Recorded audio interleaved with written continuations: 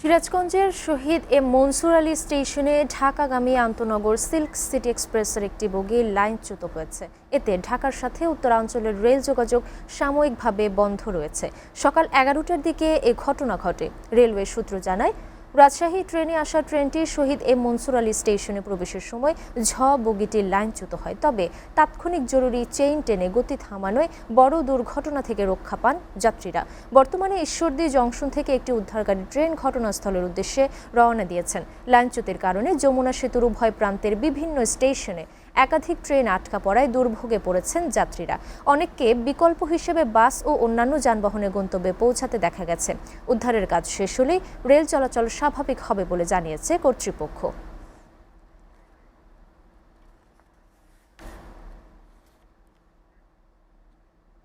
সেখানকার সর্বশেষ পরিস্থিতি জানাতে শহীদ এম মনসুর আলী স্টেশন থেকে সরাসরি যুক্ত হচ্ছেন আমাদের সহকর্মী রহমত আলী। রহমত, দুর্ঘটনার সর্বশেষ তথ্য কি আমাদের জানাবেন? উদ্ধার কাজ কতদূর, কতক্ষণে রেল লাইন সচল হতে পারে বলে জানাচ্ছে রেল কর্তৃপক্ষ?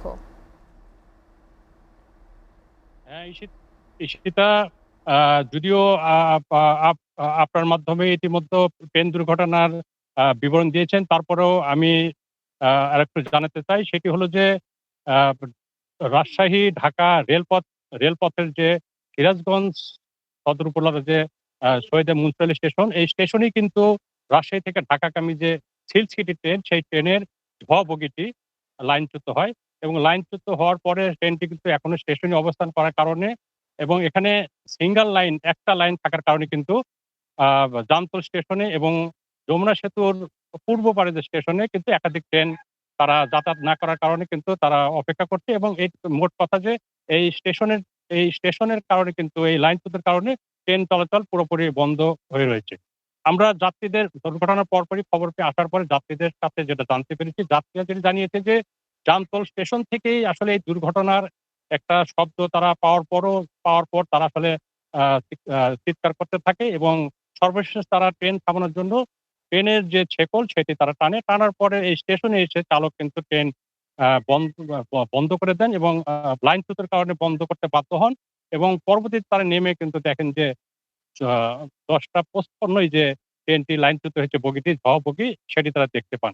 দেখার পরপরই কিন্তু যাত্রীরা আতঙ্কিত হয়ে নেমে হুড়োহুড়ি করে এদিক ওদিক করতে থাকেন এবং বিকল্প যানবাহন হিসাবে তারা পদ্মার মোড়ে যে বিভিন্ন বাস সহ যানবাহন আছে সেগুলোর মাধ্যমে তারা যাওয়ার চেষ্টা, মানে তাদের গন্তব্যের দিকে চলে যান।